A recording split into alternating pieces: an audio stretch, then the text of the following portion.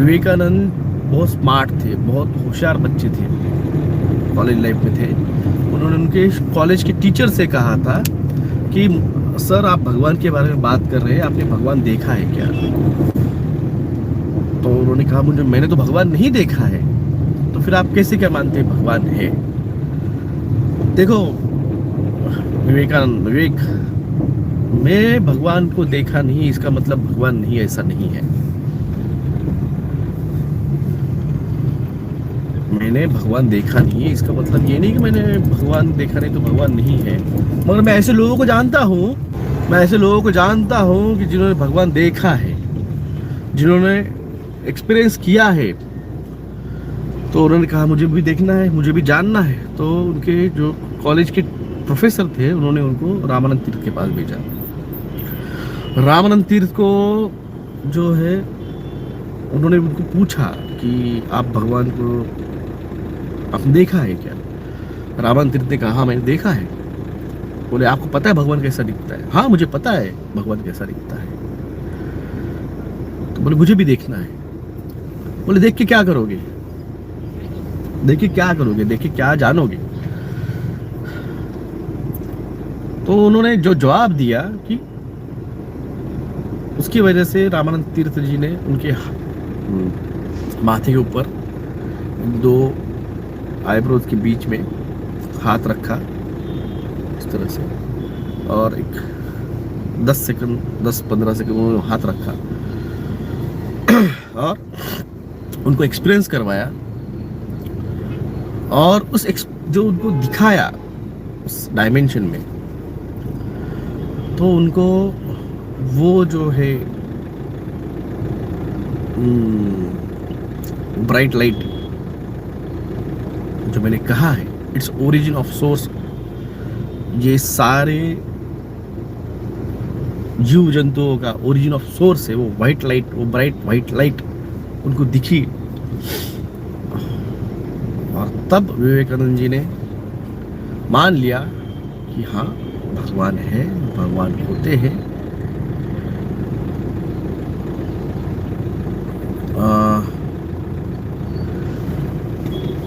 ये कब हुआ चीज? जब विवेकानंद जी ने स्वामी रामानंद तीर्थ पे पूर्ण समर्पण दिया। उन्होंने पूर्ण समर्पण किया कि आप जो करेंगे, आप जो मुझे देख के दिखाना चाहेंगे मैं देखूंगा। उस समर्पण की वजह से स्वामी रामानंद तीर्थ को वो दे पाए, दिखा पाए। अगर वो टाइम पे अगर वही एक एजुकेटेड पर्सन के लेवल से अगर विवेकानंद एक्चुअली विवेकानंद जी का नाम नरेंद्र था, नरेंद्र उनका नाम था। अगर वो यंग नरेंद्र अगर उस ईगोइस्टिक पर्सनैलिटी पे अगर रहता था तो वो नहीं देख पाता था। मगर उन्होंने समर्पण दिया, और समर्पण की भाव की वजह से स्वामी रामानंद तीर्थ ने उनको वो दिखा पाए। अब वो जब हुआ तो एक परिवर्तन हुआ यंग नरेंद्र में, और नरेंद्र से स्वामी विवेकानंद बन गए। जिस तरह से सिद्धार्थ से बुद्ध गौतम बने। जब आप अपने आप को खुद जानोगे, क्योंकि मेडिटेशन में आप जब जाते हो तो आप सिर्फ एस्ट्रल प्लेन ट्रैवल ही नहीं करते हो, आप अपने आप को भी जानते हो, अपने आप को भी पहचानने लग जाते हो कि आप कौन हैं, आपके पूर्व जन्मास क्या थे, आपके अब तक कितने जन्मास हुए हैं। इवन आप भविष्य का जो रहता है आपका, वो भी आप देख सकते हो। अगर आपका हार्ट सोल प्योर रहा तो आप दुनिया का भी भविष्य देख सकते हो। जैसे मैंने कहा है कि मैं डायमेंशन ट्रैवल कैसे करता हूँ, किस तरह से देखता हूँ। ये कोई टाइम ट्रैवलिंग नहीं है, ये डायमेंशन ट्रैवलिंग होती है, और ये मेडिटेशन में होता है। और ये अपने कई सारे ऋषि मुनि करते थे। सिर्फ इतना है कि आप कर्मकांड के पीछे भागते रहे, और आपने जो मेन है, ये जो धार्मिक हिंदू धर्म जो मेन बेस है वो आप भूल गए हैं। समर्पण इसीलिए जरूरी है। कल मैंने एक वीडियो शेयर किया था, एक भारत सरकार की एक डॉक्यूमेंट्री थी जहाँ पे जीसस जो है वो भारत में श्रीनगर में, जम्मू कश्मीर के श्रीनगर में आके रहे, बसे, यहाँ पे उन्होंने अपना कार्य किया। इवन उनका नाम नाथ संप्रदाय जो है, हिंदू धर्म का नाथ संप्रदाय, उस नाथ संप्रदाय में उनका नाम ईसा नाथ बोल के भी मेंशन है। भविष्य पुराण जो कि एक पुराणों, हिंदू पुराणों में से एक पुराण है भविष्य पुराण, उसके अंदर उनका भी उल्लेख है, ईसा मसीह मेरा नाम है, इति मम्मा मम नाम, इति मम नाम, उनका खुद का नाम ईसा मसीह है, ऐसा वहाँ पर उल्लेख है।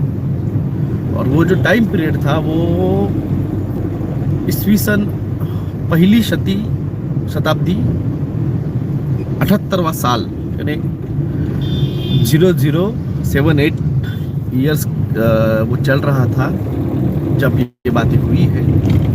और ये पूरा इवन भविष्य पुराण में लिखा गया है।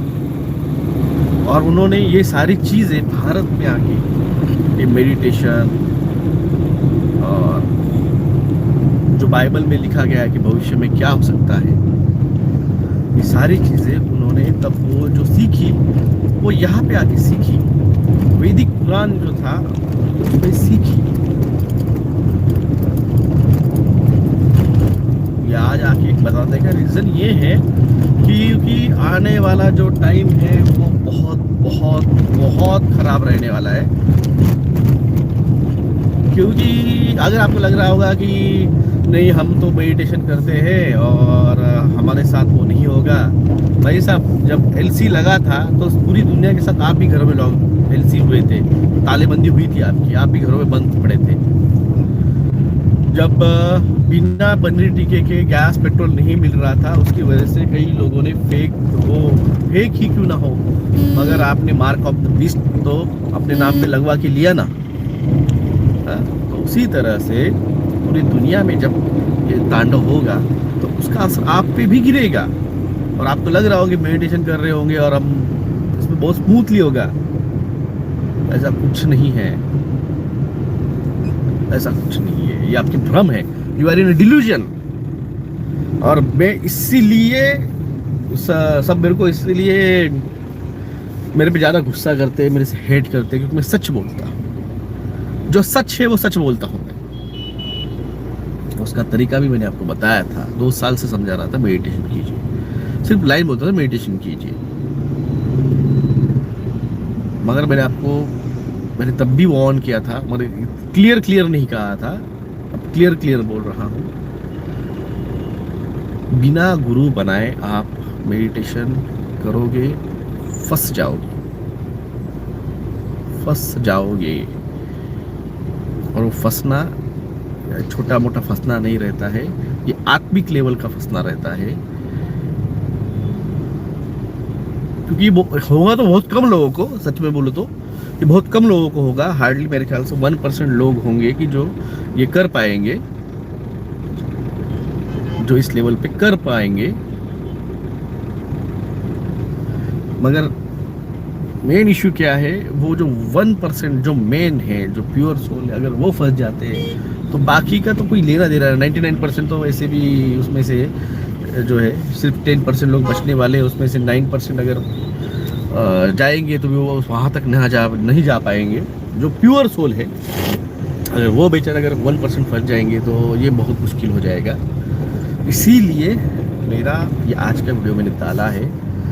आपको अगर करना है तो समर्पण से कीजिए, और समर्पण से अगर करना है तो गुरु बनाइए।